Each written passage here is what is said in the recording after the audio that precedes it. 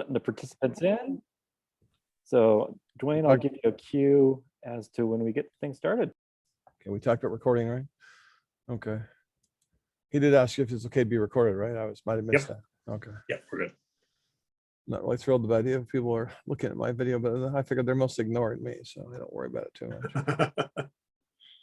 Well, these just I was saying while you're off, Dwayne, it's funny that the Rochelle Mead poster is right behind you because I watched one of her appearances at University Bookstore today, sort of reminding myself of format. That was a while back. We haven't.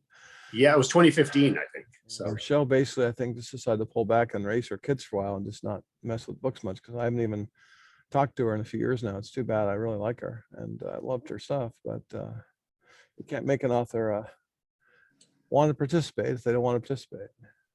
Right. Well, I can understand it with small children. It's pretty tough. Yeah, I would not want to have kids right now in the process, especially if you had a kid who was suddenly going to go to school first time and suddenly get told, yeah, you have to leave the house now and go and do this. The kid's going like, what? I'm hoping that we aren't going to have like a onslaught of pets being donated this year because people are like, well, I got this dog and now I have no time for it, so I'll just dump it off at the shelter. Hopefully that wave is over. Yeah. All right, Dwayne, why don't you go ahead and get things started? All right, folks. Thanks for coming. I'm Dwayne. I'm the science fiction, fantasy, etc. buyer here at University Bookstore. Although today we're stepping outside of my normal wheelbox. We are hosting Glen Erik Hamilton for his new book, Island of Thieves. Hopefully I can hold that readably. And it is the 6th book about his character. I forgot the guy's last name. Sorry, I said Van Shaw, who is more or less a skullduggery type, shall we say, or a scurrilous type. And now he's being hired to protect something. And of course, as with most good authors of this type, the things aren't going to work out quite the way the character at least has planned. The author hopefully has the plan under control. Welcome. Glenn, I wanted to ask, just to get going, you said you grew up here on a sailboat and you've just moved back. I wonder what it's like growing up on a sailboat. Can you talk about? Oh yeah. I grew up from about the age of 9 on board a boat. So we were in a house and then in an apartment before that while we were waiting for the boat to be finished, to be built. And then we moved on board a sailboat, 41-foot cutter rig. And so lived aboard that full time until I went to college and then back during the summers. It was a great way to grow up. Part of the advantage of it is it gives you sort of a different perspective on the city when you're seeing it from the water a lot. You know, we would because we, you know, every once in a while I would come home from school and the home would be gone, and because it was a nice day and my parents were taking it out. So I would just go out to the fuel dock and do my homework and wait until they circled around. And then in summers and school breaks, we would take vacations and sail up into the San Juans or up towards Desolation Sound in British Columbia. And I got to know the islands pretty well playing around there as a kid. So there was a lot to draw on for Island of Thieves because a good portion of the action in Island of Thieves, both in the first act and the final act, takes place on a private island in the San Juans. Yeah, I've never really been up there much. I've spent time up in Bremerton and on Whidbey and a little bit on Bainbridge, but not much on the San Juans. I was curious with the size of the boat in particular because my ex-coworker, I think, is still living on a sailboat with her boyfriend, but it's much more the type of like, don't stand up too fast and don't expect to carry more than 40 books in your library because it's very, very small. Yes. I couldn't imagine growing up on one if it wasn't hopefully a bit more spread out than that. It's well, it was the part of the advantage of having the boat constructed. You know, it was kind of a modular construction. It was kind of a new idea in building boats, and that it was designed really for 3 people. There were other spaces for guests to sleep, but there was a stateroom in the back. There was my berth up at the front, which was a single bed. And the rest of it was all storage because my folks had planned to take it and sail around the world originally and did sail around the Pacific for about 5.5 years on it. So it was designed for long distance cruising. And there's a lot of storage. So a lot of space for books, a lot of bookshelves, very important. But of course, everything has to be battened down so it doesn't go flying out of the shelf when the boat heels over. So if you read enough science fiction like I have, you understand the concept. Like you really shouldn't let stuff fly around the spacecraft because stuff can go really bad that way. Exactly. So I imagine the ship is somewhat similar, only less 3-dimensional, perhaps most of the time. So How far did you sail on the boat? How far did you guys go to Hawaii, or how far did you go while you were? I didn't go that far. They left on that trip. They were originally planning to leave when I finished high school, but preparing for like a long distance ocean voyage is very expensive and very time consuming and very dangerous. And so they decided to keep the trip to the Pacific. And by that time I was finishing college. So I had an apartment to pay for and other things. So I had a regular job. So I didn't join them on that ocean voyage. I would do the easy part. I would fly down and meet them in lovely tropical locations. So that was a lot nicer. Okay. They went as far as New Zealand. So they were in Auckland. They lived in Auckland for about a year and a half. So yeah, they went a long way.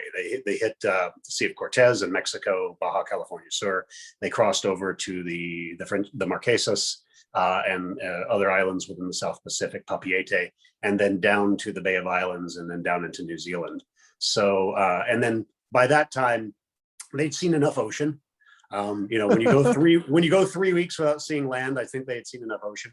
So they settled in Auckland. They were there for about a year and a half, and then traveled back to the Northwest, where they settled happily and are now happily landlubbers in Florida. So, oh well, Florida's supposed to be a lovely place, but I don't know if that's where I'd want to be hanging out right now. not right now. No. I guess we don't have to ask if you know how to swim, probably. Yeah, I do know how to swim. Getting certified for scuba diving was a birthday present of mine when I got large enough that I wouldn't grow out of the buoyancy control device instantly. And doing a little diving and snorkeling around the Northwest was a lot of what we did when you could stand the cold. Okay, do you want to read a little bit from the book first, or do you want to go I into do. some questions first? Okay. Yeah. Let me read a little bit. I will note, this is the last stop on my book tour for Island of Thieves. I'm delighted it's at University Bookstore. I am a UW alum, so spent a fair amount of money there as a student. Delighted to be hopefully, making a little of it back in bits and pieces over the years. And I do want to encourage folks as I'm reading and as Dwayne and I are talking, think of questions. Think of, throw questions into the Q&A section, because especially curveball questions, if they can be about the books, they can be about writing craft, life as a writer, what it's like to yell into a void in a room, which a virtual meeting can be, a virtual event can be like this if we don't get good questions. So think of good questions, throw them in there. Dan and Dwayne will work their magic and help to moderate that. And in the meantime, I'm going to read a little bit from Island of Thieves. This is, Van has been hired to protect the art gallery of a business magnate who has created a private island enclave in the San Juans. And in this scene, he's patrolling at night, essentially, making sure that things are secure. The scene is not gory, I promise. It is a little grisly. So for those of you with thesauruses, will know the difference. So if I'll read about 3 pages or so here. And to be smart about it, I'm going to wear my reading glasses, because that'll be a lot smarter. Shaw retreated to the shore and headed for the gallery. He stepped nimbly over the splits in the rock and the small permanent pools, waiting for the advancing tide to refresh them. Moonlight tinted the phosphorescent curl on each wave. Then he saw the hand.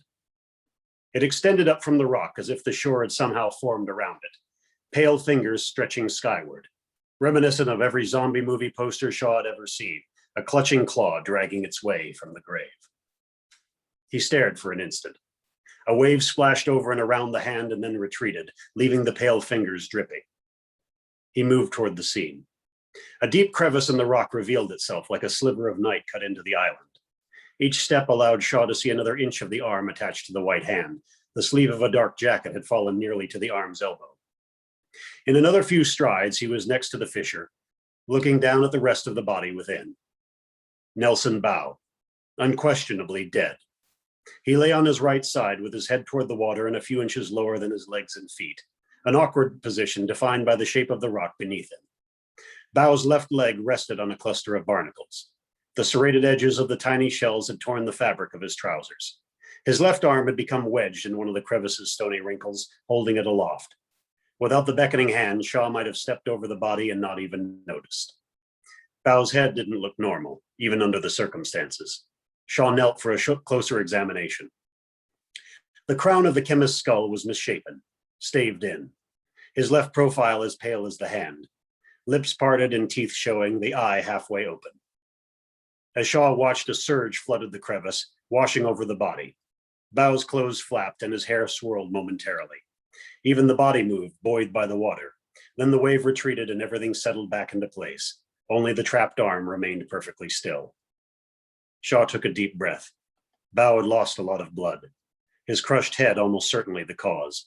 A powerful enough blow to create a large divot.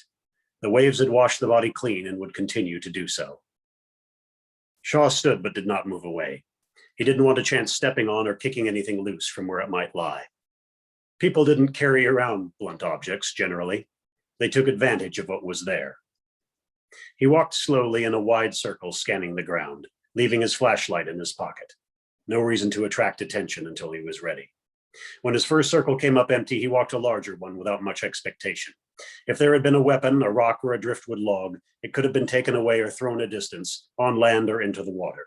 It wasn't close in any event. He returned to Bau. Another surge of tide forced the body into a false stance. Shaw dipped his hands into the chilled froth to get a hold of the jacket's lapels and heaved, pulling the body from the crevice. Bau's trapped arm came loose and flopped coldly onto Shaw's face. Grimacing, he set the arm down gently. The least he could do after Bau had signaled for help. From the dead man's jacket, Shaw removed a wallet and a passport folder. His smartphone had been shattered by the fall. The wallet clip held American bills, flimsy after their saltwater stoke, and a Chase Bank debit card along with a Washington State driver's license. That was a surprise. Bau had said he'd never been to the state before, and here was his license with an address in the Central District of Seattle. Shaw replaced the wallet and unzipped the passport holder. The deep red cover of the People's Republic of China. He flipped it open. The photo was undoubtedly the chemist, staring placidly back. The name given, in English lettering below the Chinese characters, was Yuan Xilong, born in Guangdong province. The issue date for the passport was 2 years prior. Not necessarily odd, Shaw thought. Loads of people from other nations had westernized names to go with their birth names, and the link between the two wasn't always obvious. But combined with Bau's white lie about his Seattle address, Shaw wondered what other secrets the man held. He rezipped the passport folder, wiping his fingerprints from it, and set it back in Bau's pocket along with the wallet. Another surge filled the crevice. The water lapped over the edges and onto the corpse. Bau stared up with sightless eyes. He looked slightly accusatory at being left in this undignified state. "Sorry," Shaw said to the dead man, and reached for his phone to call Anders. That's from pretty much the end of the first act along the way. Nothing like closing on a body to get people to keep reading on the way. So this is I'll just say a couple things about Island of Thieves. This is the longest book in the series by far. Hefty enough to serve as maybe not a doorstop, but certainly a good paperweight. Part of the reason it's in the third person is it was the pandemic and I had to fill the time doing something. But also it's the first book in the series written in third person. And that's because I wanted to do some things structurally that first person just doesn't allow. I get to cut away from Van's perspective. The reader gets to be informed of some dangers in advance that that Van himself or others might be unaware of. And also I get to see Van for the first time through other characters' eyes. And that's a lot of fun to write as well. Sort of flexing different muscles. And I found I write a little better and it's a little more interesting for me if I'm writing a little scared and trying new things along the way. So one other thing about the book is because it was written during the pandemic, I couldn't travel very much. So Van does. This is by far the farthest traveling book in the series. In addition to the San Juans at in the first part and close to the end of the book, Van travels cross country in this one, and it's really a planes, trains, and automobiles kind of situation for a good portion of it as he's on the run which is, again, not so much a spoiler as something you can learn from the book flap.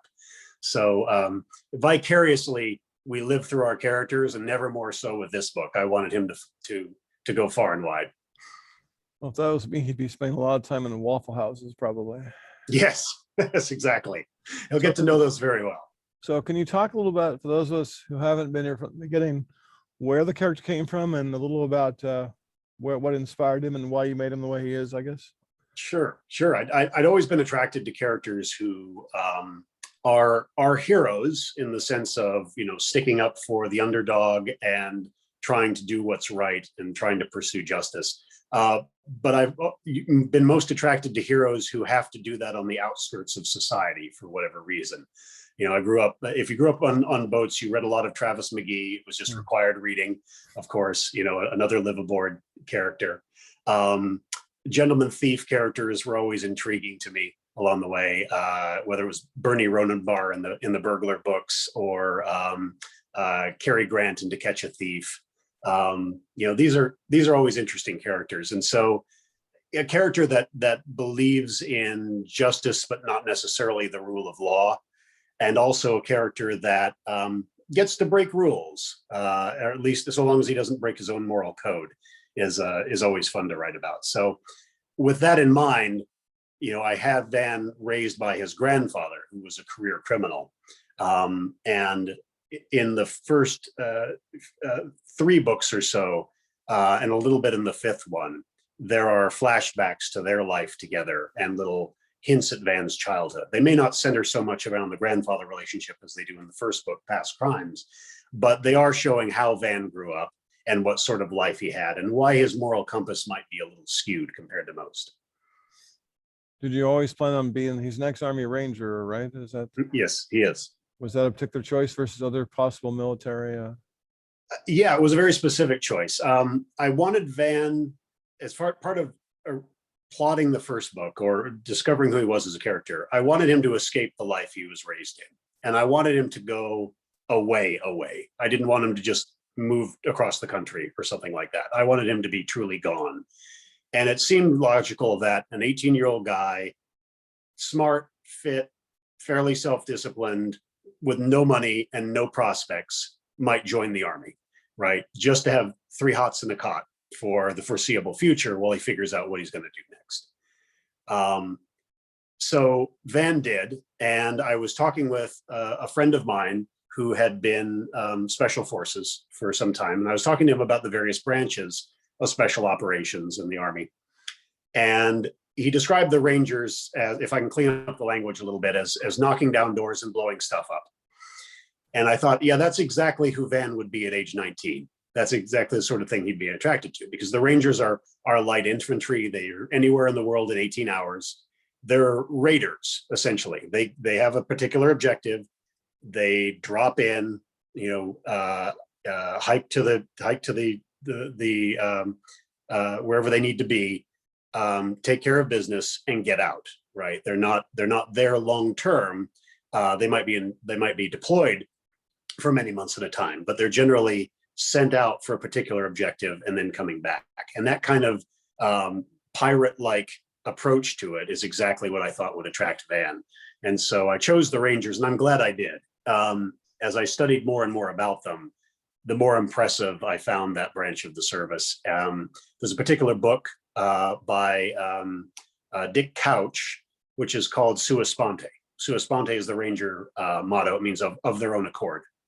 And it's specifically about Ranger selection and training, which is arduous in the extreme. But it's impressive, the sort of leadership skills and as well as tactical skills, beyond just the knocking down doors and blowing stuff up. It's impressive how these soldiers are taught to persevere under some of the toughest conditions. And by persevere, that means not only taking care of themselves, but taking care of the team with them and being able to lead the team with them under arduous circumstances. So that featured heavily in Van's psychological makeup, and also quite a bit in the 4th book, Mercy River, where Van attends a reunion of both former and active Army Rangers as part of the story. Okay, given that his current career, shall we say, not exactly one where he's want to be on the front page of the paper. Yeah. But he's got some physical distinctive features. So was that more of a challenge for you as a writer, or just something you wanted to make him a really unique looking person? I'm Well, curious, usually- part of it's the unique aspect, yeah, but also it is a challenge. You know, he's not somebody who can fade into a crowd terribly easy. In his first deployment as a ranger, his face got torn up pretty good on the left side, and he's had the benefit of plastic surgery, and his face isn't terrible by any means, but the scars are there and very noticeable. And it's, you know, that was something I wanted him to carry that weight. But from a story perspective, of course, if you are a character who might have to go on the run, like he does in Island of Thieves, that's a consideration, because he's very recognizable. And even in a time when people are wearing a lot of masks, it's not always easy to go unnoticed. Yeah, I was watching the Matrix films the other day. I'm thinking, here's Keanu Reeves, who's got the entire damn city looking to kill him, and he's walking around not only with blood on him, but he doesn't change his coat or his haircut or anything. And I'm thinking, is that just ragged confidence, or is he just, you know, I don't know, not that tall lean smart. guy, leather overcoat, not hard to find. Yeah. So. Yeah, black guy, black hair, bleeding can kill you if you mess with them. But yeah, I just so we touched on this briefly. You spent some time in the San Juans.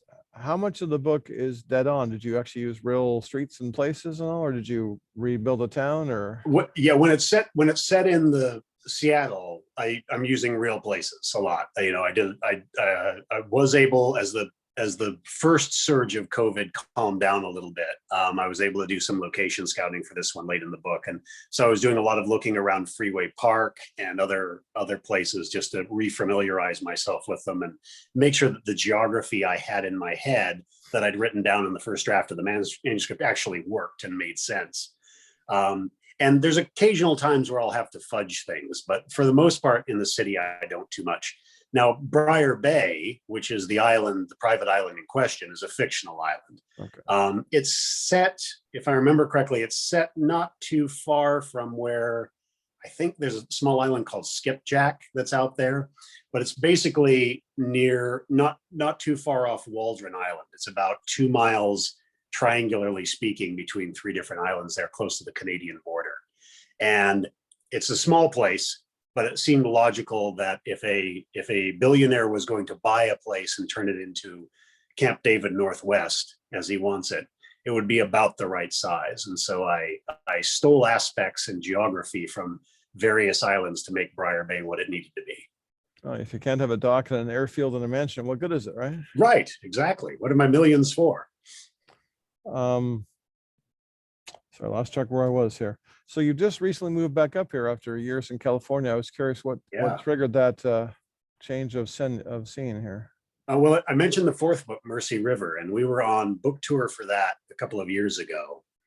And you know, when we originally moved down to California, which was 17 years back now almost, we thought of it as a 5-year experiment. And then we had a kid. And life moved on, and she started school, and they tend to get upset when you move. Yeah, they tend to get right, exactly. And so it was a big, it was a big undertaking to move back, but it was always in the rear of our minds that was a possibility. And when we were on tour for Mercy River, we just fell in love with the city all over again. You know, we came on one of those days that tricks the tourists. Right, it's gorgeous. It's, you know, it's 72 degrees and balmy and nice breeze. And we just decided, okay, now's the time. And then this pandemic happened, and so that slowed us down a little bit. But we continued with plans in the meantime, and finally made it happen in June. I was thinking with that because I know people like I asked Greg Bear when he first moved up here why he wanted to move to Seattle from San Diego, and I finally went to San Diego, and it's a lovely place, although it's not cheap. Although I don't know if it's cheaper than us right now, but I thought Greg would say, "Oh, the trees, the water." Greg goes, "Cheap real estate." I'm like, what? Yeah, which it was back in the early '80s. He yes, then yes. They sold they sold their place down there and, you know, came out ahead. Where was I? Okay, so I've got some questions to the audience. I wanted to see if we could start feeding some of those in here. So yeah, shoot them my way. First one says, What do you think Dono might say about Van's new life? Oh, I'm tempted to say that Dono, who is Van's grandfather, the career thief, might think Van was squandering his skills, because if anything, the training in the army and the discipline therein just made Van a better thief than he was before. And he was a bit of a prodigy as a teen. So, there's part of me that thinks Dono might think that, but I also think the old bastard would be pretty proud of Van for what he's accomplished and what he's become, and the fact that Van sticks to his guns and he's making his own path, not necessarily living the life that Dono dictated for him along the way. He wouldn't say that because that's not Dono's way to actually voice his emotions, and it's often not Van's way either. But I think he'd feel it. Well, he's obviously been arrested. Has he ever been, I'd say, seriously caught and put in the pokey at all in his career? Dono or Van? Van. I'm sure Dono. Van. Dono has served time. He's been arrested. He had been arrested a number of times, both in Ireland and in the States. Van has been arrested but never convicted, and so he actually, that's part of his job resume when getting hired for this job at the start of the book, is that he's been looked at with suspicion, but nobody's ever pressed charges. Right. So you're trying to hire someone later on. Well, we won't go into the whole, I don't want to give away too much of the book of what I know, what I think might be happening. This is kind of a question that we could spend 2 hours on, but if you could at least give her she wants to know, writing question, but when you get your books looked at by an editor, what do they look for besides basic grammar and punctuation? That could take a long answer. Yeah, well, it can, usually I write pretty clean, so hopefully they're not finding too many grammar and punctuation problems in the manuscript I turn in. Really, when it goes to my agent and my editor first, because those are the first two to see it, they're really looking at the flow of the story, the structure, whether or not they're getting enough of the characters they like, or whether they have unanswered questions, whether the plot has any obvious holes in it. Hopefully I've dealt with those, but every once in a while, there's something you just forget to deal with, or don't deal with perhaps to their satisfaction. So those first questions, if you're talking about a publishing editor, they're probably looking at more larger questions about the manuscript itself. Later on, you'll get into copy editing, word choice, sometimes chapter structure, things of that nature. But that first pass is really about, does this story work? Does it grab me? Am I empathizing with the characters? Is there anything left out? Would I really like to see more of this storyline or a small subplot along the way? It's larger questions like that. And then it goes into rewrites, which can take a number of weeks, depending upon how much time you have before publishing deadline. And then a number of edits for copy editing and first pass pages. Right. That's a good answer. I wasn't sure if they meant you're first trying to sell a new book to someone new, or if they're talking about what they want in the finished product, which is more what you answered. A nice answer. Right. And I think when you're trying to sell a book, it'll be more that first pass, like, does this story grab along the way? And any agent will be looking at that. And it's always important to have the expectation that when it gets in front of an editor at a publishing house, they will have their own opinions too, and may want to change some things that the agent hadn't mentioned. Right. Well, that's always one advantage of an agent. I've talked to more authors over the years who will do things like they'll send their totally inappropriate book to Bain or to Tor, and they wonder why it gets rejected. It's because you sent it to the company would never publish this kind of book in the first place. You need to be a little more selective. Important to know your market. Yes. So I was looking at your list of awards here, and you've been nominated for the Edgar, the Barry, and the Nero. I'm familiar with all those, but I don't know the Anthony, the McCavity, or the Strand critics. Well, Strand is related to the Strand Bookshop, maybe, but I was curious with the other two, if they were mystery awards, if they were anything with sailing, or what they cover. Oh, no, they're mystery awards. Okay. So I'll start with the Anthony. The Anthony is the award that's given at the Mystery Convention VoucherCon. Oh yeah, okay. Which is the largest mystery convention in the U.S. Yeah, it's about to happen. Yeah, well, it was about to happen. Unfortunately, we were all geared up for it in New Orleans. Because of the surges that they're having down there and the risks, they have decided to cancel this year. Oh, my friend's so bummed he was going. Yeah, and I really feel for the organizers. They've put a tremendous amount of work into this. They've had to roll with so many punches, but it's the right decision. It's the smart thing to do. A lot of authors had to pull out because of risks to their families, and I just think it's the wisest thing to do along the way. But it is painful for everybody involved, especially the folks on the front lines of making it happen. So there weren't any in-person conventions this year. There will be the Anthony Awards, so we're still voting on those. If you're attending, but the next in-person convention for folks will probably on that I attend, I should say, will probably be Left Coast Crime, which is early next year, be April. So that's the Anthony's. The McCavity Awards are given by Mystery Readers International. And they're generally given out during BoucherCon or a similar convention, but BoucherCon most frequently. Okay. And then the Strand Critics Award is organized by Strand Magazine, which is, and so not the Strand bookstore, right? But I can understand the confusion. But Strand Magazine Critics Award is their reviewers and their critics organized, and they give out both novel awards and lifetime achievement awards as well. So, okay, well, I understand. We were about to Emerald City in the spring.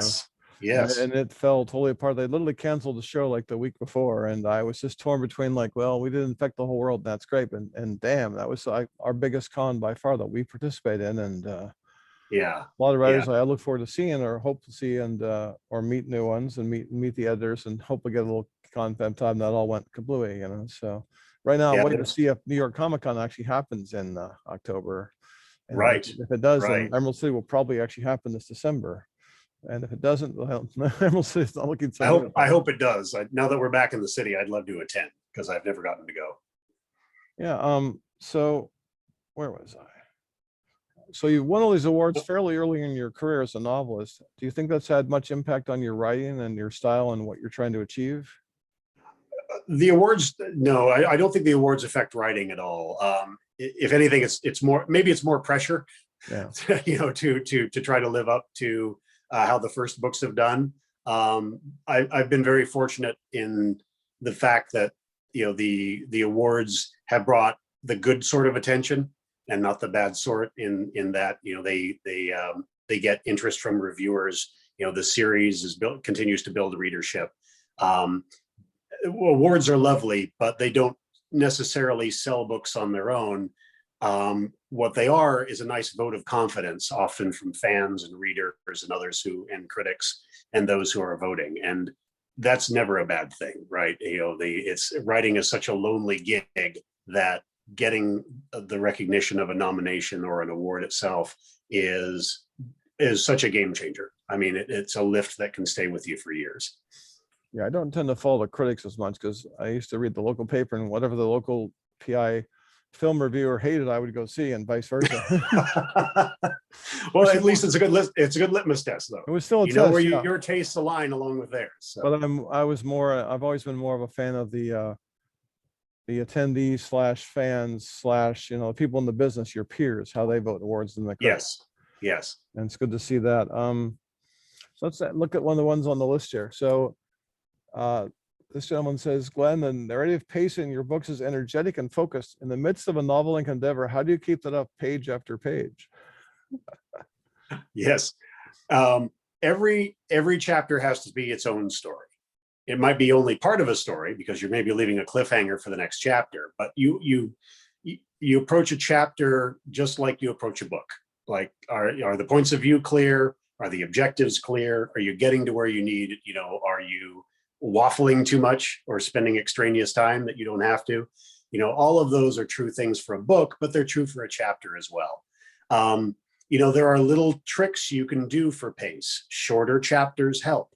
Dialogue helps. All of these things pick up the pace in the book, and they're very useful in that. One of the advantages of being third person for Island of Thieves is that as I'm switching viewpoints, it's mostly Van's and occasionally somebody else's in the first part of the book. And as we get closer to the end of the book, I'm switching between characters more and more. And that becomes like faster cutting in a movie to a certain extent, in that the chapters get shorter, the viewpoint points of view, the viewpoint switches get closer in, and the pace picks up naturally because of that, and the story accelerates, not only in terms of action, but just in terms of reading.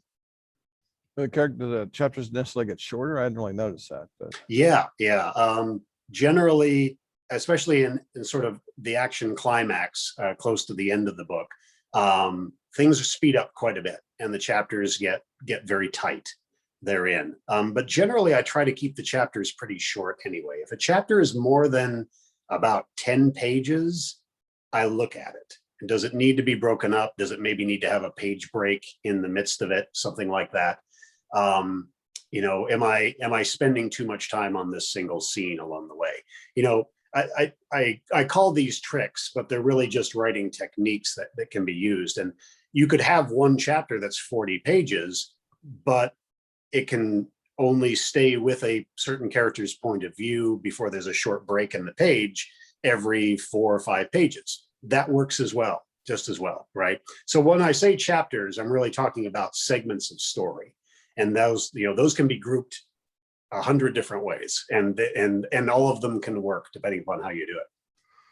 well, I just figured that was what one of the better jobs of editors was. It's not the punctuation. It's like they'll say, no, you've spent too much time on this character, or you've been ignoring this person over here, and you can't wait till the end of the book unless it's a very sneaky surprise or something. Yeah. That's one what I regard as one of the editor's main jobs. So another question here says let's see here.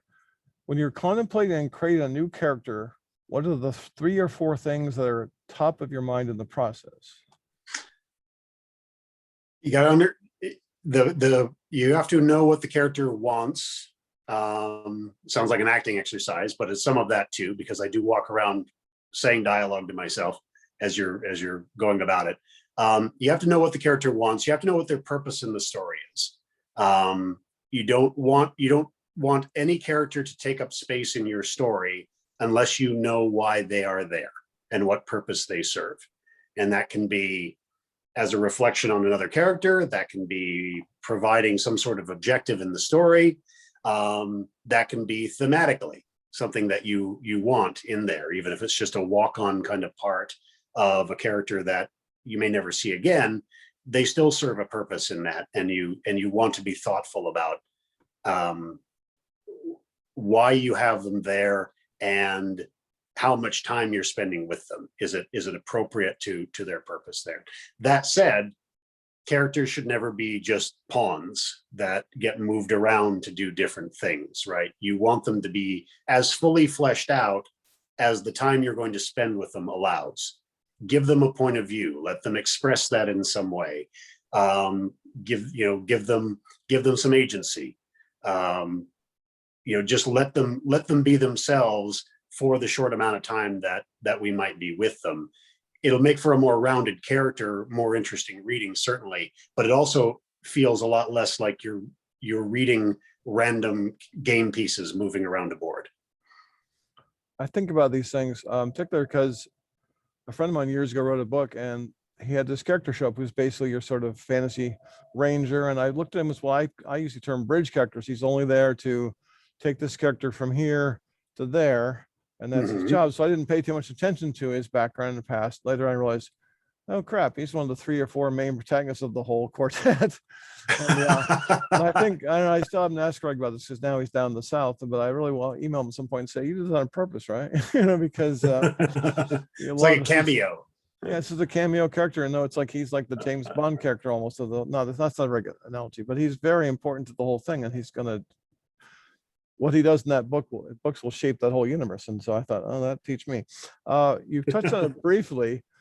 There's a very basic thing what I've read so far. There's a very cinematic feel to the voice, at least in this one. I was curious if you've had offers, where it's going as far as potential series. Whatever, I can see this character being a nice little run of some TV mini series or movies, or Yeah, I can too. So I'm glad you can see it as well. So yes, I'd certainly love to see it turned into something on screen. I'm it has been shopped around a little bit. There's been a little interest. Nobody's offered money yet. No.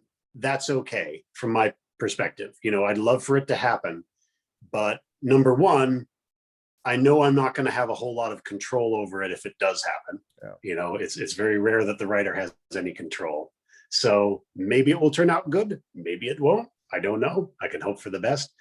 And two, I'm just knowledgeable enough about intellectual property to know that when they invest in a character like that, it's either because the character has broken really big, really, really fast in Hunger Games style, right? And so the series is really broken out. Or there's a large body of work to draw on, like the Michael Connelly Bosch books, right? So when they created Bosch into an excellent series, part of the reason that's an excellent series is because they had 25 or more books, I think, to pull storylines from and use and craft into different ways into seasons. And so, that's a lot of great ideas. That's a lot of great characters. That's a lot of stuff, and so even setting aside Connolly's obvious brilliance as a writer, that's just a lot of material for any potential production company to use. I have 6 books out. It's not that much comparatively speaking. So, these are the sorts of things that can build over time.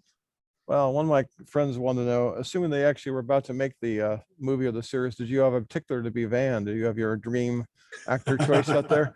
Everybody always thinks about it to some degree.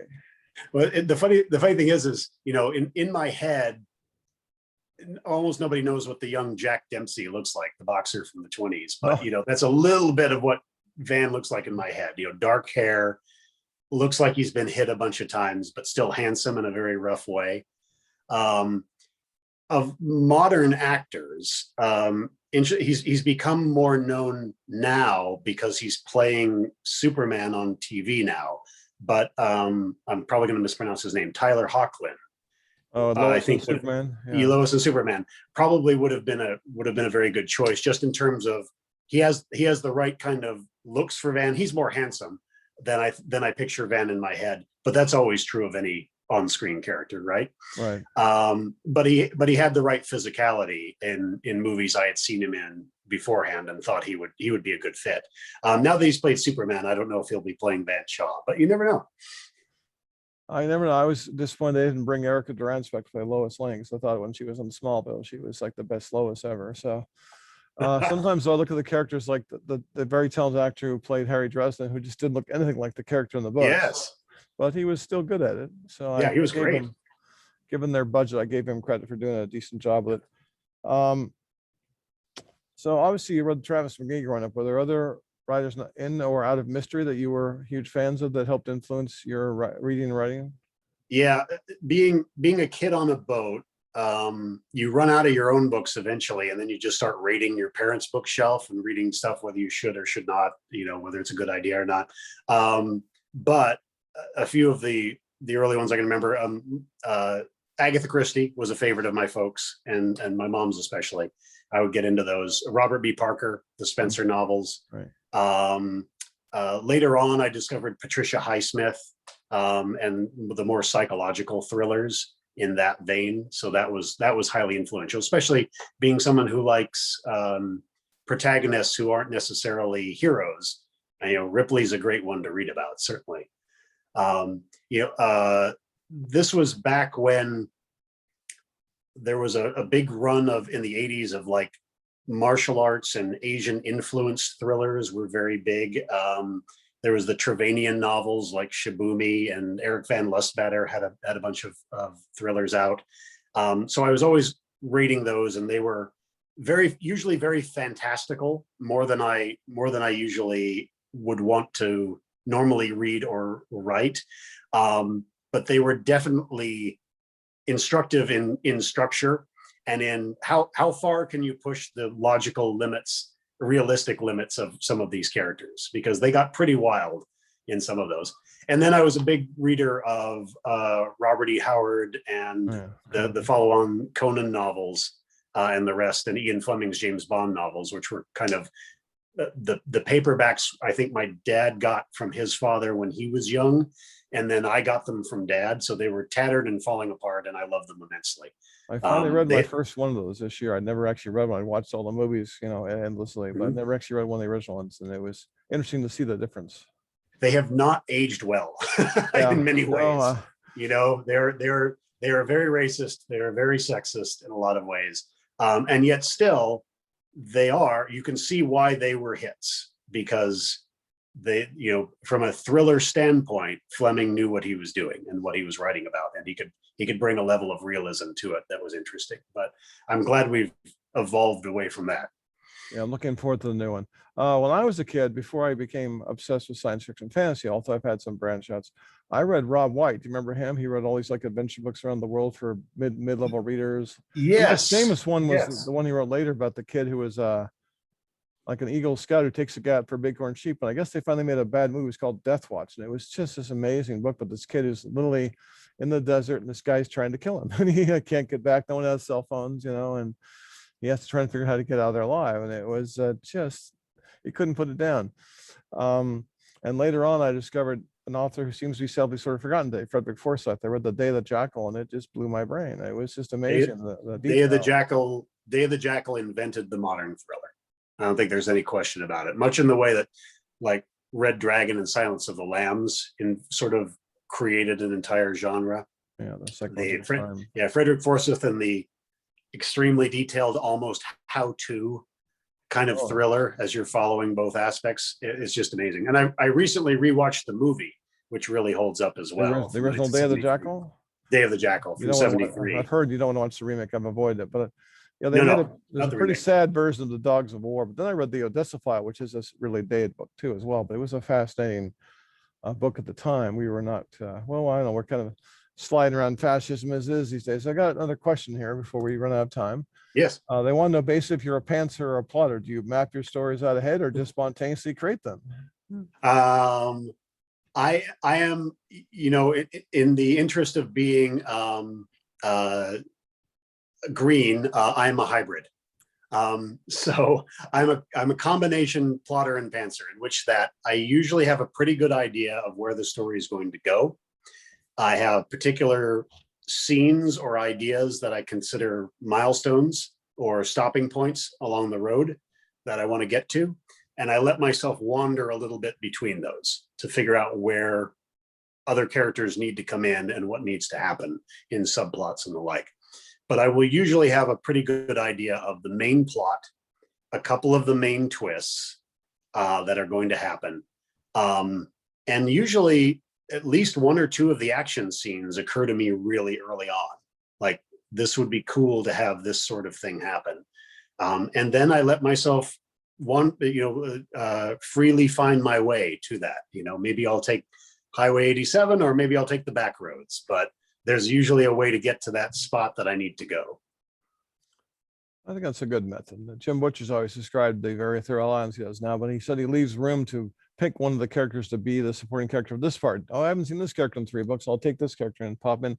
And they said that way it isn't all boring. It's all where. I love doing that. If you meet Kevin Anderson will have an outline that looks like it's the size of the whole book. He's just gone into immense detail. Yeah. And I guess it helps you not go astray, but I think that would make me crazy person. I've got one more question. If you guys have any questions, you need to put them up now. We're going to run out of time shortly. So they want to know if we're ever going to get to go deeper into Addie's life history. Oh, probably. But I got to say, I have a whole lot of fun of Van finding out new weird bits about Addie Proctor, just sort of thrown in there. Addie is his grandfather's former neighbor and Van's former neighbor afterwards. She's 80 years old. She's lived an immensely rich life. She's been a radio personality. She's worked in hospitals. She's worked as a librarian. She's just had a phenomenal life. She was in roller derby way back when, in like the 60s. And so, finding new weird wrinkles in Eddie's history is so much fun that I'm careful of over defining it, because I always want to leave room for Van to go, "You did what?" So yeah. And Addie also is somebody who knows everybody. She's one of those people who is around and about town and has been for many decades and seems to know somebody everywhere. And that's always fun as well. So yes, we'll probably get a little more on Addie's back history. That might make for a fun aspect of a book. But I'm going to be very, very careful to leave the door open for a lot of weirdness where she's concerned. Okay. Before we get to the last question or two, I want to remind folks that not only did Glenn come in today and sign stock, but if you want a book personalized, we can always arrange. You can go order on the website, leave a note in the box on the last page, and we can take care of that. One of the questions I was thinking about, so Van is the ex-Army Ranger, and you've obviously have friends and have talked to folks about being a Ranger. What other aspects of his life did you have to go and do some serious research on? Well, the criminality portion Okay. of it, I'm happy to say, is not life experience. So there's a fair amount of research that goes into that. Not only the techniques, but the attitudes as well. It's funny the sort of things you end up having to research, like if he's deployed, or maybe if he's stateside between deployments, where does he live? Does he live off base? Does he live on base? Where does a young non-com of 25 years old, as he might have been at the time, where is that? It's just aspects of life. Where would, what sort of things might he have done in the city? It's sometimes fun researching what he's doing now, right? If he's living in where I have him living in the most recent books, he's sort of inherited, in reasons I won't go into, an apartment in a high rise in Belltown. And so, like, where does he get his groceries? Where does he, when he's looking after Addie's dog, where does he walk the dog? These little research aspects can be a lot of fun. Usually research is defined by the story itself. I try not to go down too many rabbit holes with research.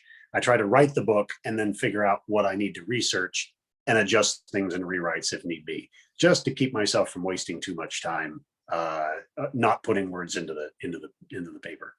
Given the character and the aspects of the books deal with being, shall we say, slightly on the left side of the law, have you had to be careful with that? I still remember a friend of mine saying she'd been very careful to go to an internet cafe and do her bomb research there because she didn't want it coming out of her computer. And then occasionally if you call up a cop and say, yes, I'm looking to see if this will actually be a good way to murder somebody, you need to explain very carefully why. Yes, exactly. I'm never too worried about internet search histories, because any form of law enforcement doing any form of looking at me at all is going to notice my career and go, oh, that's what it's about. Okay. Because there's 5,000 of me doing the same thing all around the US and the world. So I'm sure my search history compared with other writers of thrillers is probably pretty boring. There's somebody out there right now who's literally researching a virus that would make COVID blush. And I'm sure that's setting off all kinds of alarms somewhere in the government. Yeah. I still remember the story, which is true, is that I can't remember if it was Analog or Amazing published a story about a guy creating an atomic bomb, and he'd done his research and he had the facts pretty much right. And the FBI, I guess, raided the magazine and wanted to know where the hell the guy was doing this stuff and who he was leaking the information to. They figured he was trying to publish it and get it to the Russians or something, but they already had more of that. But he was so dead on the nose in terms of how to do it that it made the government a little cranky about. Well, we mentioned Frederick Forsyth. I would imagine he got some inquiries from intelligence services and the like about some of the how-tos in his earlier books. Well, I would imagine, having read some of the pieces later on, I'd be more inclined to ask the guys that worked in the government, just how long did you hang out in the pub with Fred? Because they told him that there's no way. There was stuff there they should not know. He wrote a book last year called The Fox, where the character who's more or less the antagonist on the East Coast is East Side is clearly Putin, and he has not come across well. I can see why he put his name in there because they didn't want Vladimir getting really personally annoyed, but he doesn't come across as a very nice fellow. Okay, before we run out, I got a follow-up question. It says, speaking of Addie, did someone inspire the character personally, or was it all put together? Or yes, Addie comes from a couple of real people as well as fictionalized. My relatives here in Seattle had a lovely neighbor named Joni, who's since passed, and Joni was not as aged or had quite the varied background, so far as I'm aware, that Addie did, but she was a radio personality. She was a delightful woman, got all around town on her scooter. And I'm happy every time Addie makes me think of Joni, because she was an absolute delight. And so here's to you, Joni, for inspiring Addie and living on that way. You just never know. I was reading a piece in the paper about an athlete, and I'm trying to remember now what sport it was. It's making me crazy. If it was surfing, I wasn't surfing. But the kid literally didn't know his father had a career in this sport before he was born. Now he's like this old middle-aged businessman. And somewhere along the line, then the dad never tried to, I guess, help pick his, athletic career. And the kid's like, "What? You did this?" I mean, I guess. Well, as we all know, our parents didn't exist before we were born. So, Oh yeah, I mean, also, I think it's too bad the people from the World War II didn't talk more about, what they went through, because I think a lot of the current people don't appreciate enough about what World War II and the later periods really took out of people. But that's a whole different can of worms. We probably shouldn't. It underlines how important stories are. Is there anything else you want to touch on before we get the plug bolt here in a minute? Two quick things. Well, they're kind of plugs. Support your independent booksellers, like University Bookstore. University Bookstore is celebrating, I think, 121 years. Yeah, we were founded in 1900. 1900. Yeah, amazing. So even way back when I went to college in 1900, you'd already been around for a long time. And so please support your independent bookstores. And if you like my books, but if you like any books, really, if you like any books at all, go online, leave reviews on Goodreads, leave reviews on Amazon, elsewhere. Leave reviews for, that promote independent booksellers, definitely.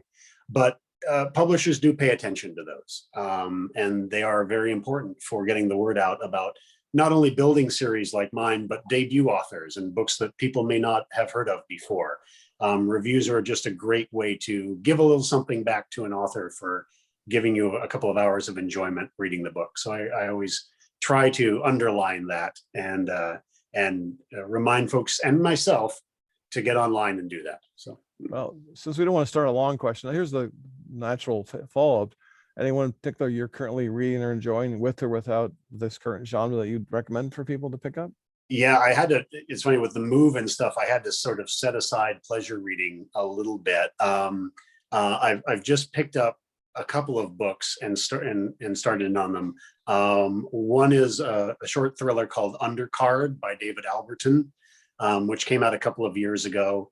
It's set in the world of boxing, and I enjoy following boxing and trying to exercise that way myself occasionally. So I'm really enjoying that one quite a bit. I'm also about to start Laura Lippman's latest, Dream Girl, I believe it's called. And then let me see, I'm trying to remember. Oh, I just read Deborah Crombie's A Bitter Feast, and really enjoyed that one quite a bit. I touched on her series before. It's the 18th, I think, in her Scotland Yard series. But I really enjoyed that one. I like reading a fairly wide range of mysteries and thrillers, as well as occasional some nonfiction, just to mix it up and getting a feel for what other authors are doing. That's good. Now, I tend to stick more with fantasy and science fiction, but a good chunk of them are definitely crossovers. I mean, Butcher books are basically copies. Oh yeah, Jim Butcher's books are great. And there are some really talented people in the one of my favorites. I'm still waiting for the new book from Scott Lynch. His Lives of Loch Lamar is one of the best ones in that field. Excellent. Years ago. Well, I think we're going to run out of time, people. Thank you all for attending. Thank you for your questions. Everybody give a hand to Glenn for coming in and spending some time with us. And if for those who couldn't attend this live, we will have it up on our YouTube page in a few days. You can refer people to that. And if you want the link, I'm sure we can send it to you if you can't find it. Hopefully it should be pretty easy to find on our events page. I'm Dwayne. Thanks a lot. Everyone have a good night. Thanks so much. Good night.